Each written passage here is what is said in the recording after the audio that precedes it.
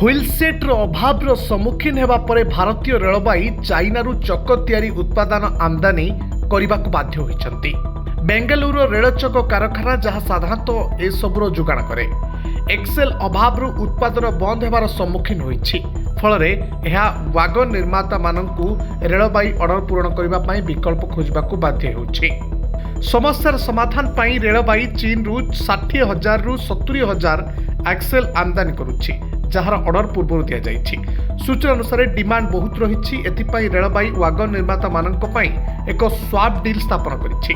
Wagon ନିର୍ମାତାମାନେ ବ୍ୟକ୍ତିଗତ order ପାଇଁ ଚାଇନାରୁ ଚକ ଆମଦାନୀ କରିପାରିବେ, କିନ୍ତୁ ସାର୍ବଜନୀନ ରେଳ ପ୍ରକଳ୍ପରେ ବିଳମ୍ବକୁ ଏଡ଼ାଇବା ପାଇଁ ସେମାନଙ୍କୁ ସମସ୍ତ ଭାରତୀୟ ନିର୍ମିତ ଚକ ରେଳବାଇକୁ ଦେବାକୁ ପଡ଼ିବ। ଯେକୌଣସି ଆମଦାନୀ ହୋଇଥିବା ଚକ ସେଟ୍ ଅସ୍ଥାୟୀ ଭାବରେ ବ୍ୟବହାର କରାଯିବ ଏବଂ ପରେ ଭାରତ ନିର୍ମିତ ପ୍ରସ୍ତାବ ସହିତ ବଦଳାଯିବ।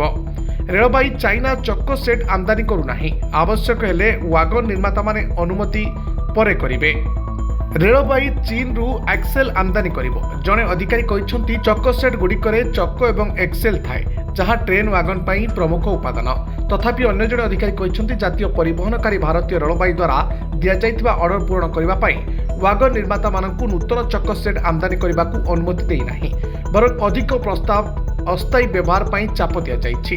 ଉତ୍ପାଦନରେ କୌଣସି ବାଧା ଏଡ଼ାଇବା ପାଇଁ ୱାଗନ ନିର୍ମାତାମାନଙ୍କୁ ଅସ୍ଥାୟୀ ଭାବରେ ହୁଇଲ୍ ସେଟ୍ ବ୍ୟବହାର କରିବାକୁ ଅନୁମତି ଦିଆଯାଇଛି, ଯାହା ସେମାନେ ପୂର୍ବରୁ ସେମାନଙ୍କର ବ୍ୟକ୍ତିଗତ ଅର୍ଡର ପାଇଁ ଆମଦାନୀ କରିଥିଲେ, କିନ୍ତୁ ବର୍ତ୍ତମାନ ଅବ୍ୟବହୃତ ହୋଇ ପଡ଼ି ରହିଛି। ବ୍ୟୁରୋ ରିପୋର୍ଟ, ଦିନଲିପି ଲାଇଭ୍।